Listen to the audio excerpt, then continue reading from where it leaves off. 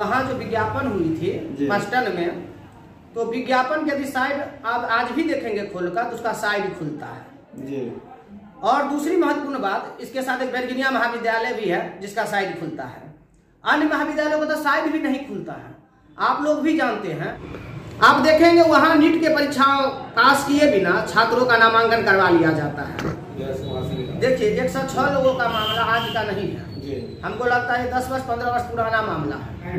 लगातार ललित नारायण मिथिला यूनिवर्सिटी की बात करें या कामेश्वर सिंह संस्कृत महाविद्यालय की विश्वविद्यालय की, लगातार उस पर जो है सो आरोप प्रत्यारोप चल रहा है घोटाले को लेकर के, कहीं नियुक्ति को लेकर के।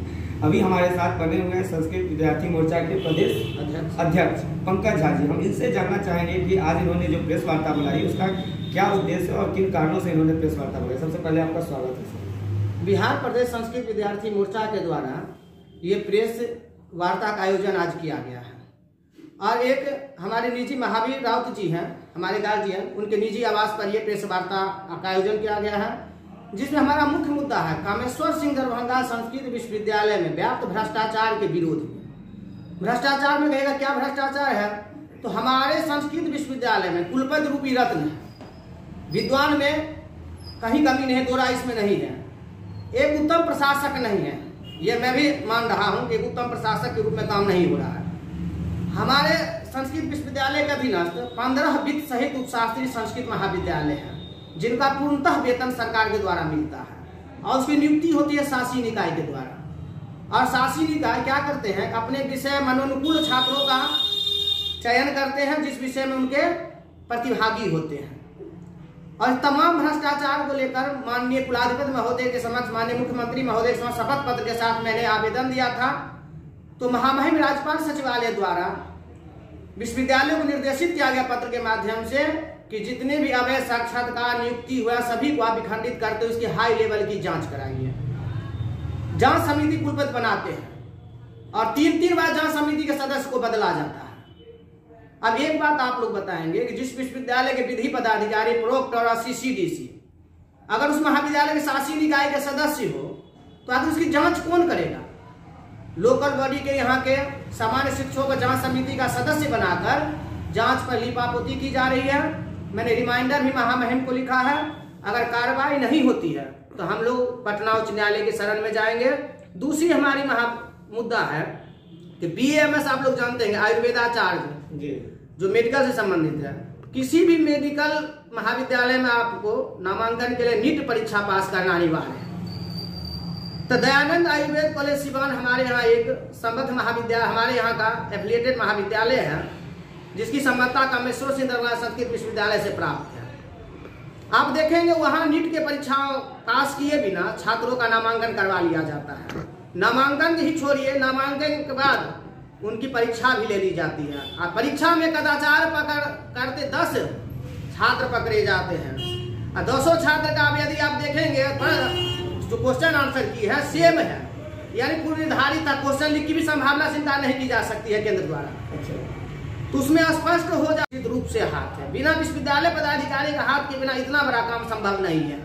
उसके बाद उपशास्त्री, शास्त्री, आचार्य BEd की परीक्षा 2 वर्षों से लंबित है। इस परीक्षा पर किसी का ध्यान नहीं है, छात्र का भविष्य घर में जा रहा है। आयुर्वेद की रिजल्ट देने के लिए तत्परता में लगे हुए हैं। हम लोग इसका पुरजोर विरोध करते हैं। अगर एक चिकित्सक इस तरह के हो जाएंगे तो हम लोग क्या कल्पना कर सकते हैं सुशासन में। अच्छा, नियुक्ति की जहाँ तक बात की, नियुक्ति के घोटाले की, एक जगन्नाथ कॉलेज जो है सो पस्टन मधुबनी बहुत चर्चित में आ रहा है, क्योंकि उस पर RJD के जो है सो छात्र प्रदेश अध्यक्ष संतोष झा ने भी जो है सो मामले कुलपति को आवेदन दिया और उसमें नियुक्ति के साथ साथ उन्होंने FIR दर्ज करते हुए CBI जांच की मांग की थी, जिस आवेदन को कुलपति ने स्वीकार भी किया था। उसके बाद हम लोगों ने भी जानना चाहा उनसे, लेकिन वो अधिकृत बोले कि अभी हमने आवेदन को ठीक से पढ़ा नहीं है, अभी हम इस पर कुछ नहीं करेंगे। तो इसको आप किस तरह से देखते हैं, वहाँ क्या मामला है? देखिए सर, वहाँ जो विज्ञापन हुई थी पस्टन में, तो विज्ञापन के यदि साइड आप आज भी देखेंगे खोलकर तो उसका साइड खुलता है जी। और दूसरी महत्वपूर्ण बात, इसके साथ एक वर्जीनिया महाविद्यालय भी है जिसका साइड खुलता है। अन्य महाविद्यालयों का तो साइड भी नहीं खुलता है। आप लोग भी जानते हैं कि अगर बिहार में 2 सीट की अगर वैकेंसी होती है तो वहाँ 100 से ज्यादा आवेदक हो जाते हैं, मगर हमारे यहाँ क्या होता है, एक विषय में 5 आवेदक भी नहीं होता है। वो आवेदक भी यदि 2-4 होते हैं तो उनके तक संबंधी लोग ही होते हैं। और जहां तक आप जगन्नाथ मिश्रा कॉलेज की बात करें, इंटरव्यू में क्या हुई वो मैं नहीं बता सकता है, क्योंकि मैं वहां का कोई इंटरव्यू में किसी भी उसमें उन्होंने साफ कहा है, मेरे पास उनका आवेदन है जिसमें पवन कुमार झा को जो है सो मतलब गिरफ्त में लेकर के उनका जो आवेदन में है, शिक्षक है पवन कुमार झा, उनको गिरफ्त में लेकर के मतलब रुपया लेकर के नियुक्ति किया जा रहा है वहां पर। सर उसमें यदि हम कहीं से भी शिक्षक में आवेदक होते हैं तो मुझे इन बातों की पता चलती। मैं उस स्थल पर जिस दिन इंटरव्यू हुआ नहीं था, अब मुझे किसी सूत्र से भी पता नहीं चलता। हो सकती है, इसके लिए मैं ऐसा इसका ये नहीं कह सकता हूँ कि नहीं हुई होगी, मगर इसका जब तक मेरे पास कोई प्रमाण नहीं होगा तब अब संस्कृत विश्वविद्यालय में नियम कर दिया गया कि बिना प्रथम मजिस्ट्रेट के शपथ पत्र के साथ आप कोई भी आवेदन देंगे तो उस पर कार्रवाई नहीं होगी। सिंडिकेट द्वारा ये निर्णय लिया गया है। अगर इस तरह की काम हुई है तो मैं तमाम जिलावासियों से आग्रह करता हूँ जिनके पास साक्ष्य हो, प्रथम शपथ पत्र के साथ आवेदन करें, हमारी संगठन भी उनके साथ रहे। एक आपको रामेश्वर लता का हमारे पास आवेदन है जिसमें शासी निकाय से जो नियुक्ति शिक्षकों की गई थी उसमें अस्थायी रूप से जो लोग थे उन्हें भी जो है विश्वविद्यालय नियुक्ति के रूप में आवेदन दिया गया था। उन सभी लोगों को भी जो है सो अब हटाया जा रहा है। 106 लोगों को जो है वहां से निकाला। देखिए 106 लोगों का मामला आज का नहीं है, हमको लगता है 10 वर्ष 15 वर्ष पुराना मामला है, आज के मामला नहीं है। इन लोगों को वेतन भी नहीं मिलता है। इस मुद्दे पर जहाँ तक मेरा मत है, ये राज्य सरकार के अधीन ये मामला है, इसमें हम लोग अपने स्तर से कुछ नहीं कर सकते। तो कुल मिलाकर के क्या देखा जाए, जिस तरह से संस्कृत यूनिवर्सिटी पर बार महाविद्यालय पर आप लोग कॉलेज में जगन्नाथ मिश्रा को छोड़ करके जो मतलब नियुक्ति में घोटाले हो रही है या इसमें मतलब किसका योगदान देखा जाए, अगर मतलब सबसे ज्यादा अगर हो तो कौन इसमें लगे हुए हैं अपने अपने वर्चस्व की लड़ाई? देखिए हम आपको बता दें कि सबसे पहले शासी निकाय का जो गठन होता है, गठन किनके द्वारा होता है? विश्वविद्यालय स्तर पे होता है। विश्वविद्यालय स्तर पे कौन है तो सिंडिकेट के सदस्य को मेंबर बनाया जाता है, जहां पर ज्यादा से ज्यादा नियुक्ति करना होता है, क्योंकि सिंडिकेट एक बॉडी है यूनिवर्सिटी की और विश्वविद्यालय एक ऑटोनोमस बॉडी है, स्वायत्त संस्था है। इसे आप हस्तक्षेप नहीं कर सकते। आप उदाहरण के तौर पर मैं कह रहा हूँ कि 25,000 रुपया देकर दाता सदस्य हो जाते हैं, जिनकी भूमि होती है वो दाता सदस्य नहीं होते हैं। तो अभी की जो प्रशासनिक व्यवस्था है बिहार सरकार की, शिक्षा व्यवस्था की, बद से बदतर आप कह सकते हैं। ऐसे ऐसे शिक्षकों का चयन किया गया है। मेरे पास तो प्रमाण है 2 महाविद्यालय खारा बुधामा का और अररिया का, कोरोना काल में नियुक्ति होती है और नियुक्ति के बाद आज तक वो लोग विश्वविद्यालय में कार्यरत पूरे दिन घूमते रहते हैं, जबकि उनका काम था योगदान देकर शिक्षा व्यवस्था को सुदृढ़ करना। और उसमें प्राय मेंबर कौन थे? यहाँ के पदाधिकारी। अगर यहाँ के पदाधिकारी ही मेंबर होंगे और तथ्य देंगे सरकार को तो इसका लिपापोती ही होगी और कुछ इसकी। जब तक एक बार संस्कृत विश्वविद्यालय भ्रष्टाचार की सीबीआई से जांच अथवा सरकारी एजेंसी से जांच नहीं हो जाती है तब तक कुछ भी नहीं हो सकता है। यानी सीबीआई जांच होनी चाहिए निश्चित सारे मामले को लेकर के, जो भी निश्चित होनी चाहिए। आपको मैं बता दूं कि अभी भवन का जीर्णोद्धार हुआ है विलास पैलेस का, यदि आप उसका अवलोकन करेंगे तो उसका पहले सीडी बना था तोड़ने से पहले, उसमें इस तरह की हेराफेरी की गई। 6 करोड़ का काम हमको लग रहा 60 लाख रुपया में करके हैंड ओवर करने की तैयारी की जा रही है।